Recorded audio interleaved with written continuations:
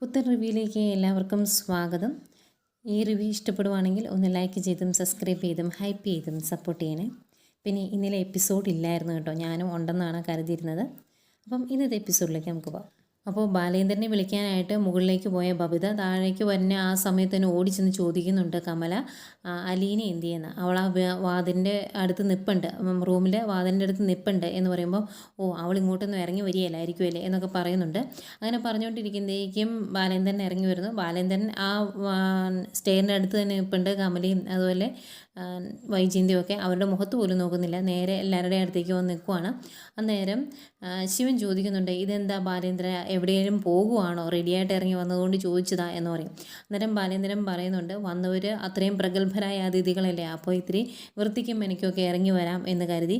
ഇനിയിപ്പം കവലച്ചട്ടമ്പിയെ പോലെ കൈലി മുണ്ടുടുത്തും ഇറങ്ങി വരാൻ കേട്ടോ എന്നിങ്ങനെ പറയുക.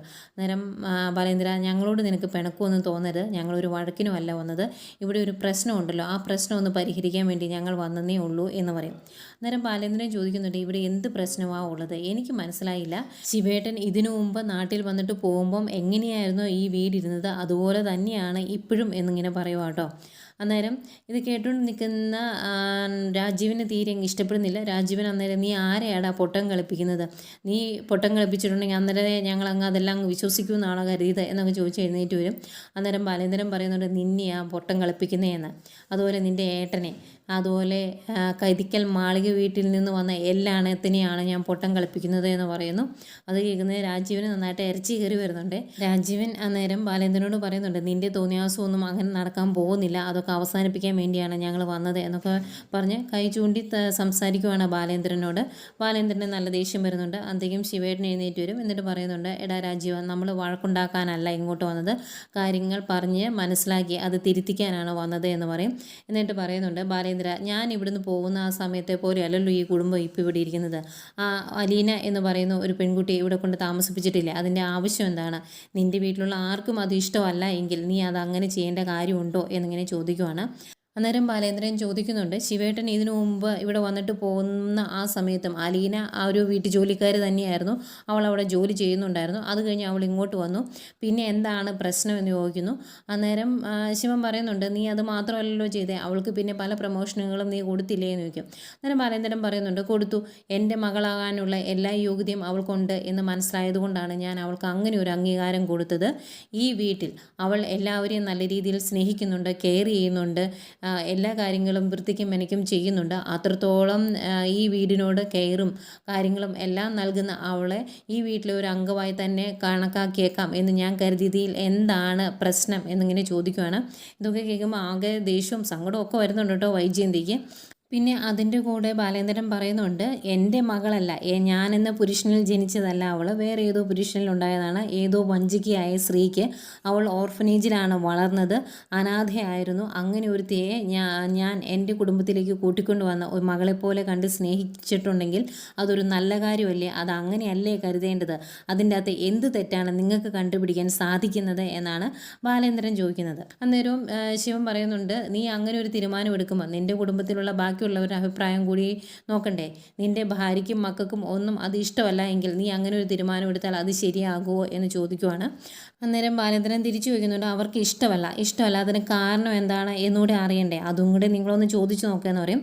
എന്നിട്ട് ചർച്ചയ്ക്കായിട്ട് വന്നിട്ടുണ്ടായിരുന്നല്ലോ രാവുണ്ണി മാമൻ്റെ കുറച്ച് മക്കൾ, അവരോട് പറയുന്നുണ്ട്, നിങ്ങളിങ്ങോട്ട് വന്നത് ചർച്ച ചെയ്യാനും കാര്യങ്ങൾ അന്വേഷിക്കാനും അല്ലേ, നിങ്ങളൊന്ന് പോയി ചോദിച്ചു നോക്ക്, എന്താണ് അലീന ഇവിടെ നിൽക്കുന്നതുകൊണ്ടുള്ള പ്രശ്നം എന്താണെന്ന് നിങ്ങൾ തന്നെ ചോദിച്ചു നോക്കുക എന്ന് പറയും. അന്നേരം അതിൻ്റെ കൂട്ടത്തിലുള്ള ഒരാൾ എഴുന്നേറ്റ് വരും. വന്നിട്ട് മക്കളോട് ചോദിക്കാൻ തുടങ്ങുമ്പം ആദ്യമേ ബാലേന്ദ്രൻ പറയും, ആദ്യം വൈജയന്തിയോട് ചോദിക്കുക, എന്നിട്ട് നമുക്ക് കാര്യങ്ങൾ ബാക്കി ചോദിക്കാമെന്ന് പറയും.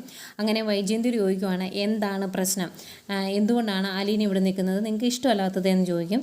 അന്നേരം വൈജയന്തി പറയുന്ന മറുപടി, അവളുടെ ആ ഓവർ കെയറിങ് എനിക്കിഷ്ടമല്ല, ഇത്രയും വൃത്തിയും പിടിപ്പും ഭക്ഷണത്തിന് ഇത്രയും രുചിയും അങ്ങനെ ഒന്നും എനിക്ക് ഇഷ്ടമല്ല, എനിക്ക് അവളെ ഇഷ്ടമല്ല, അങ്ങനെ ഇഷ്ടമല്ലാത്ത അവളെ ഞാൻ എന്തിനു സഹിക്കണം, അതിൻ്റെ ആവശ്യമില്ല എന്നാണ് വൈജയന്തി കൊടുക്കുന്ന മറുപടി.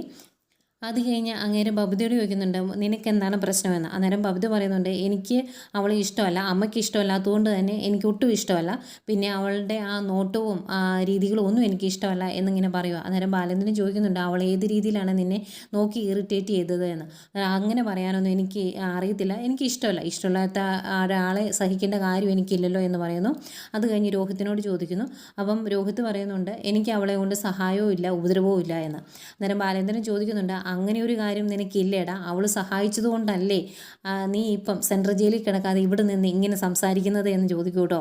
അത് കേൾക്കുന്ന വൈജയന്തിക്ക് ആകെ ടെൻഷനാവും. കാരണം ആ കാര്യം ബാലേന്ദ്രൻ വിളിച്ചു പറഞ്ഞാൽ എല്ലാവരും അറിയും, മോൻ നാണം കിടുമല്ലോ. അന്നേരം വൈജയന്തിൻ്റെ മുഖത്ത് ഭയങ്കരമായിട്ട് പെട്ടെന്നൊരു ടെൻഷനൊക്കെ വരുന്നുണ്ട്.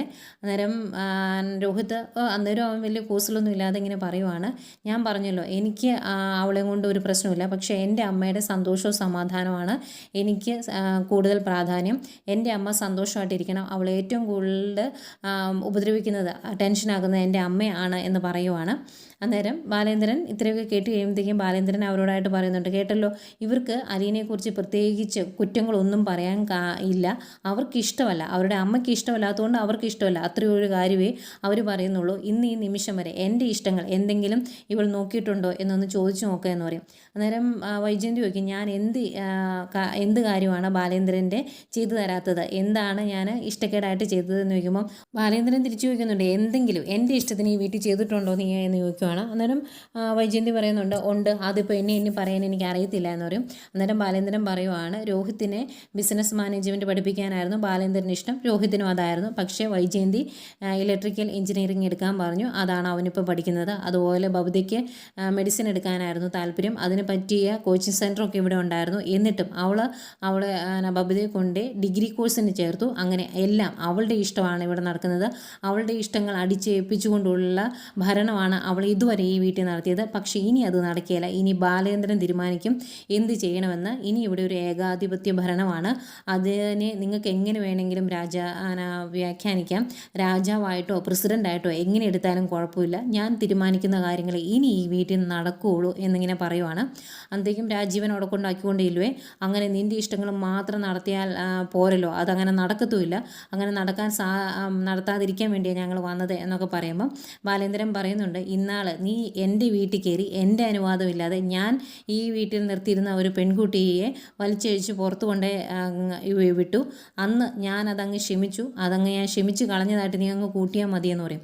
അന്നേക്കും രാജീവൻ പറയുവാണ് എടാ നിൻ്റെ മനസ്സിലെന്താണ് എന്ന് എനിക്ക് നന്നായിട്ട് അറിയാം, ഇവിടുന്നോ പഴച്ചു കിടന്ന ഒരു തേവിടിച്ച് ഇവിടെ കൂട്ടിക്കൊണ്ട് വന്ന് മക്കളുടെ മുന്നിൽ വെച്ച് നിനക്ക് കീപ്പിനെ പോലെ കൊണ്ട് നടക്കാനാണെങ്കിൽ അത് നടക്കില്ല, അങ്ങനെ എന്തെങ്കിലും ഉദ്ദേശം ഉണ്ടെങ്കിൽ മക്കളുടെ മുമ്പിലും ഭാര്യയുടെ മുമ്പിലും ചെയ്യാതെ വേറെ എവിടെയെങ്കിലും പോയി രഹസ്യമായിട്ട് ചെയ്തോണം എന്ന് പറഞ്ഞ് തീരുന്നതേ ഉള്ളൂ, കർണൻ തീർത്തോണം കൊടുക്കും. എന്നിട്ട് പറയുന്നുണ്ട് വായിൽ വരുന്ന വിളിച്ച് പറഞ്ഞിട്ടുണ്ടെങ്കിൽ നിന്നെയൊക്കെ അടിച്ച് കൊന്നിട്ട് ഞാൻ ഇവിടുന്ന് ഇറക്കി വിടുകയുള്ളൂ, മര്യാദയ്ക്ക് സംസാരിച്ചോണം, നീയൊക്കെ എന്താ കരുതിയത് ഇവിടെ വന്ന് എന്നെ പേടിപ്പിച്ച് ഞാൻ എൻ്റെ വീട്ടിൽ നിർത്തിയിരിക്കുന്ന ഒരു പെൺകുട്ടിയെ നിനക്കൊക്കെ ഇറക്കി വിടാൻ പറ്റുമെന്നോ, ഇവിടെ ഞാനാണ് തീരുമാനിക്കുന്നത് കാര്യങ്ങൾ, ഇനി ഞാൻ സംസാരിക്കുന്നത് എൻ്റെ വീട്ടിൽ നിന്നാണ്, ഞാൻ കാരമടയ്ക്കുന്നത് എൻ്റെ വീട്ടിൽ നിന്ന്, അതുകൊണ്ട് ഇനി ഞാൻ തീരുമാനിക്കുന്ന കാര്യങ്ങൾ ഇവിടെ നടക്കുകയുള്ളൂ, അതുകൊണ്ട് ഒരെണ്ണം എന്നോട് കൂടുതൽ സംസാരിക്കാൻ വരണ്ട എന്നൊക്കെ പറയുന്നു. അന്നേരം ആകെ ദേഷ്യം വന്ന് രാജീവൻ തിരിച്ചടിക്കാൻ ചെല്ലുന്നു. അതിനിടയ്ക്ക് കയറി സമാധാനം പറയാൻ വേണ്ടി ശിവൻ ചെല്ലുന്നു. എന്നിട്ട് പറയുന്നുണ്ട് ബാലേന്ദ്ര നീ ഈ രീതിയിൽ പെരുമാറരുത്, ഇവിടുത്തെ പ്രശ്നങ്ങൾ പരിഹരിക്കാനല്ലേ ഞങ്ങൾ വന്നത് എന്ന് ഒക്കെ ചോദിക്കുമ്പോൾ ബാലേന്ദ്രൻ പറയുന്നുണ്ട് ഇനി ഇവിടെ ഒരു പ്രശ്നമില്ല, ആരും ഒന്നും പരിഹരിക്കാനും വരണ്ട, ഇവിടെ ഇനി ഞാൻ കാര്യങ്ങൾ തീരുമാനിക്കുമെന്ന് പറഞ്ഞിട്ട് ബാലേന്ദ്രൻ മുകളിലേക്ക് കയറി പോവാണ്. എന്നിട്ട് പറയുന്നുണ്ട് സ്റ്റെപ്പിൽ നിന്നുകൊണ്ട് അതെ ഒരു കാര്യം കൂടി ഞാൻ പറഞ്ഞേക്കാം, ഇനി അലീനെ പ്രശ്നം പറഞ്ഞ് കൊല്ലപ്പള്ളിയിൽ നിന്ന് ഒരെണ്ണം ഈ വീടിൻ്റെ പടി ചവിട്ടിയേക്കരുത് എന്ന് പറഞ്ഞിട്ടാണ് ബാലേന്ദ്രൻ കയറി പോകുന്നത്. ഇതൊക്കെ കേൾക്കുമ്പോഴേക്കും ആകെ നാണം കെട്ടി നിൽക്കുന്നവരെ നിൽക്കുവാണ് വൈജയന്തി. ഏതായാലും ബാലേന്ദ്രൻ ആ തല്ലും കഴിഞ്ഞിങ്ങ് പോയി കഴിയുമ്പോഴേക്കും ഒറ്റണത്തിന് ഒന്നും മിണ്ടാനില്ല, കവിളത്ത് കയ്യും വെച്ചിങ്ങനെ വിഷമിച്ച് നിൽക്കുവാണ് രാജീവൻ. പിന്നെ ഈ സമയം റൂമിൽ നിന്ന് ആകെ ടെൻഷനിലായിരുന്നു അലീന ഇടയ്ക്കിടയ്ക്ക് ടെൻഷനിൽ ഇങ്ങനെ നിൽക്കുന്ന കാണിക്കുന്നുണ്ടായിരുന്നേ. അലീന ഇനിയിപ്പോൾ ഇത്രയും നേരമായിട്ടും കയറി വരാത്തതുകൊണ്ടാണെന്ന് തോന്നുന്നു, ഫോൺ എടുത്ത് പോലീസിനെ വിളിക്കാനാണെന്ന് തോന്നുന്നു, തപ്പിയെടുത്ത് അതിൻ്റെ അത് ലോക്കൊക്കെ തുറന്നു കൊണ്ടിരിക്കുമ്പോഴാണ് ബാലേന്ദ്രൻ വിളിക്കുന്നത്. വാതൊക്കെ നിന്ന് അലീനയെ എന്ന് വിളിക്കും. പറയുമ്പോഴത്തേക്കും അലീന ഒരുപാട് സങ്കടത്തോടു കൂടി അടുത്തോട്ട് വരുന്നുണ്ട്. അന്നേരം പറയുന്നുണ്ട് വിചാരണ കഴിഞ്ഞു, നിന്നെ ഞാൻ ആർക്കും വിട്ടുകൊടുക്കില്ല എന്ന്. അന്തിക്ക് അലീന ഒരുപാട് ഇഷ്ടത്തോടെ ബാലേന്ദ്രനെ കെട്ടിപ്പിടിക്കുന്നുണ്ട് കേട്ടോ, സങ്കടത്തോടെ. പിന്നെ വൈജയന്തിയുടെ പ്രകടനമാണ്. വൈജയന്തി ചോദിക്കുന്നുണ്ട് ശിവേട്ടനോടൊക്കെ, ഇത്രയേ ഉള്ളോ, ഇതാണോ നിങ്ങൾ ഇവിടെ വന്ന് ഏതാണ്ട് മല മറിക്കുമെന്ന് പറഞ്ഞാൽ, നിങ്ങളുടെ ചോദ്യവും പറിച്ചിടും എല്ലാം കഴിഞ്ഞു എന്നൊക്കെ ചോദിക്കുവാണ്. അന്നേരം ശിവൻ പറയുന്നുണ്ട്, ഇത് കൂടുതൽ ഞങ്ങൾ എന്ത് ചെയ്യാനാ, ആ ബാലേന്ദ്രനെ എന്തെങ്കിലും ചെയ്തിട്ടുണ്ടെങ്കിൽ അയാൾ കേസ് കൊടുത്തിട്ടുണ്ടെങ്കിൽ ഞങ്ങൾ അകത്ത് പോയി കിടക്കും, ഞങ്ങൾക്ക് തിരിച്ചു പോകണ്ടേ, അങ്ങനെ എന്തെങ്കിലും പ്രശ്നം ഉണ്ടായാൽ ഞങ്ങൾക്ക് തിരിച്ചു പോകാൻ പറ്റില്ല എന്നൊക്കെ പറയുമ്പോൾ വൈജയന്തി ചോദിക്കുന്നുണ്ട്, ഇതൊക്കെ നിങ്ങൾക്ക് ഇന്നലെ അറിയത്തില്ലായിരുന്നോ, ഇതിനു മുമ്പും അറിയത്തില്ലായിരുന്നോ, പിന്നെ എന്താ ഇവിടുത്തെ പ്രശ്നമെല്ലാം പരിഹരിക്കുമെന്നും ആ പെണ്ണിനെ വലിച്ചഴിച്ച് പുറത്തു കൊണ്ട് കളയുമെന്നൊക്കെ നിങ്ങൾ പറഞ്ഞത്, അതെന്താ ചെയ്യാത്തത് എന്നൊക്കെ ചോദിക്കുമ്പം ശിവൻ പറയുന്നുണ്ട്, നീ കിടന്ന് തുള്ളാതെ, ഏതായാലും ഞങ്ങൾ വന്നിട്ടുണ്ടെങ്കിൽ ഈ പ്രശ്നത്തിന് പരിഹാരം കണ്ടിട്ടേ പോകുന്നുള്ളൂ, അതോർത്ത് നീ പേടിക്കണ്ട എന്നൊക്കെ പറയുന്നു. പിന്നെ പലരും പല ഓപ്ഷൻ പറയുന്നുണ്ട്. പിന്നെ ശിവൻ പറയുവാണ്, നമുക്ക് കേസ് കൊടുക്കാം, കാരണം ബാലേന്ദ്രൻ ഇവിടെ ഒരു പെൺകുട്ടിയെ കൊണ്ട് താമസിപ്പിച്ചിട്ടുണ്ടല്ലോ, അവളൊരു വേശ്യയാണെന്നും മക്കളുടെ മുമ്പിൽ വെച്ച് ആ രീതിയിലുള്ള പ്രവൃത്തികൾ ചെയ്യുന്നുണ്ടെന്നും എന്നൊക്കെ പറഞ്ഞ് കേസ് കൊടുക്കാം, അപ്പം പോലീസുകാർ വന്ന് അവളെ പുറന്തള്ളിക്കൊള്ളൂ എന്നാണ് ശിവൻ പറയുന്നത്. അന്നേരം ഇതൊക്കെ സംസാരിക്കുമ്പം കമല പറയുന്നുണ്ട്, അങ്ങനെയൊക്കെ പോലീസുകാർ വന്ന് അന്വേഷിക്കുമ്പം ഈ പറയുന്ന അമ്മയോ മനുവോ ഈ പറയുന്ന കൃഷ്ണമോള് പോലും അതിനെതിരെ സംസാരിക്കില്ല, അല്ലെങ്കിൽ ആ രീതിയിലാണ് ഇവിടെ കാര്യങ്ങൾ നടക്കുന്നതെന്ന് പറയില്ല, അലീനയുടെ ഒപ്പം നിൽക്കുള്ളൂ എന്ന് പറയും. അന്നേരം ഉണ്ണിയമ്മയുടെ മക്കളും പറയുന്നുണ്ട് കേട്ടോ, അങ്ങനെ ഒരു പ്രശ്നമുണ്ട്, പോലീസ് വന്ന് അന്വേഷിക്കുമ്പം അങ്ങനെ മോശക്കാരി അല്ലെങ്കിൽ ആ രീതിയിലൊന്നും കാര്യങ്ങൾ നടക്കുകയില്ല എന്നും പറയുന്നു. അന്നേരവും വൈജയന്തി ചോദിക്കുന്നുണ്ട്, എൻ്റെ ആങ്ങളമാർക്കെല്ലാം തിണ്ണവിടക്ക് മാത്രമേ ഉള്ളൂ, നിങ്ങൾ ഇങ്ങനെയല്ലല്ലോ ഇതിനു മുമ്പൊന്നും പറഞ്ഞതെന്നൊക്കെ ചോദിക്കുന്നുണ്ടായിരുന്നു കേട്ടോ. അന്നേരം രാജീവൻ പറയുന്നുണ്ട്, കേസായ ആകെ പ്രശ്നമാകും, അതുകൊണ്ടാണ് ഞാൻ തിരിച്ചടിക്കാതിരുന്നത് എന്ന്.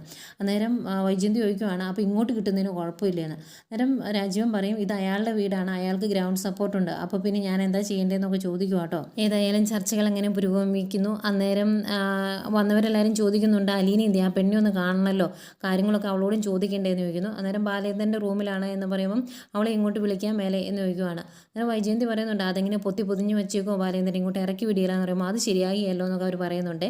ഈ സമയത്താണ് കൃഷ്ണമോള് തിരിച്ചു വരുന്നത്. അപ്പോൾ കൃഷ്ണമോള് വരുമ്പോൾ എല്ലാവരും എഴുന്നേറ്റ് നിൽക്കുമല്ലേ. അന്നേരം കൃഷ്ണമോള് ഇതെന്താ എല്ലാവരും എഴുന്നേറ്റിരിക്കാൻ നിൽക്കുന്നത്, ഇരിക്കാൻ മേലായിരുന്നു എന്ന് ചോദിക്കുമ്പം അവർ പറയുന്നുണ്ട്, അല്ല ഞങ്ങൾ ഇരിക്കുമായിരുന്നു, ബാലേന്ദ്രൻ വന്നപ്പോൾ എഴുന്നേറ്റെന്നേ ഉള്ളൂ എന്ന് പറയുമ്പോഴത്തേക്കും കൃഷ്ണമോളുടെ മുഖത്ത് ചെറിയൊരു പുഞ്ചിരി വരുന്നുണ്ട്. കൃഷ്ണമോൾക്ക് കാര്യങ്ങളൊക്കെ അത്യാവശ്യം മനസ്സിലായി. അത് കഴിഞ്ഞ് അവർ പരിചയപ്പെടുത്തുകയൊക്കെ ചെയ്യുന്നുണ്ട് ഓരോരുത്തരും കൃഷ്ണമോളെ. ഇത്രയായി കഴിയുമ്പോഴേക്കും അതിലൊരാൾ പറയുന്നുണ്ട് അലീനെ വിളിക്കാൻ. അന്നേരം വൈജയന്തി പറയും, ഞാൻ വിളിച്ചാൽ അവൾ വരികയില്ല എന്ന് പറയുമ്പോൾ പിന്നെ ആര് വിളിച്ചാൽ വരുമെന്ന് ചോദിക്കും. അന്നേരം വൈജയന്തി കൃഷ്ണമോളോട് പറയുവാണ്, മോളെ നീ പോയി അവളെയോട് ഇങ്ങോട്ട് വരാൻ പറയാൻ. അന്നേരം എന്തിനാ അമ്മ എന്ന് ചോദിക്കുമ്പോൾ മോള് ഒന്ന് വിളിച്ചോണ്ട് പോവാ, ഇവർക്കൊക്കെ അവളെ ഒന്ന് കാണണ്ടേ എന്നിങ്ങനെ പറയുന്നു. അന്നേരം കൃഷ്ണമോള് ബാഗ് വെച്ചിട്ട് മുകളിലോട്ട് കയറി പോകാൻ തുടങ്ങുവാണ്. അന്നേരം ശിവൻ കണ്ണ് കാണിക്കുന്നുണ്ട് രാജീവനെ. അന്നേരം രാജീവൻ വൈജയന്തിയോട് പറയുവാണ്, അവളിങ്ങ് ഇറങ്ങി വരട്ടെ, എന്താ ചെയ്യേണ്ടത് ഞങ്ങൾക്കറിയാം, കേസെങ്കിൽ കേസ്, ബാക്കി നോക്കിയിട്ട് ഞങ്ങൾ പോകുന്നുള്ളൂ എന്നും പറയുന്നുണ്ട്. ഏതായാലും ഇത്രയൊക്കെ കാണിച്ചുകൊണ്ടാണ് ഇന്നത്തെ എപ്പിസോഡ് അവസാനിക്കുന്നത്. ഏതായാലും നാളത്തെ പ്രൊമോ കാണിക്കുന്നുണ്ട്. നാളത്തെ ചിലപ്പം വീക്കെൻഡ് പ്രൊമോ പോലെ കാണിച്ചതായിരിക്കും. അതിനകത്ത് ബാലേന്ദ്രൻ എല്ലാ സത്യങ്ങളും മനുവിനോട് തുറന്നു പറയുന്നത് കാണിക്കുന്നുണ്ട്. അത് കണ്ട് ഒരുപാട് സങ്കടത്തോടെ കരഞ്ഞു പോകുന്ന മനുവിനെയും പിന്നീട് മനു അലീനയോട് ഇതിനെപ്പറ്റിയുള്ള കാര്യങ്ങൾ ചോദിക്കാനായിട്ട് ചെല്ലുന്നതും ഒക്കെ കാണിക്കുന്നുണ്ട്. ഇതൊക്കെയായിരുന്നു ഇന്നത്തെ എപ്പിസോഡ് റിവ്യൂ.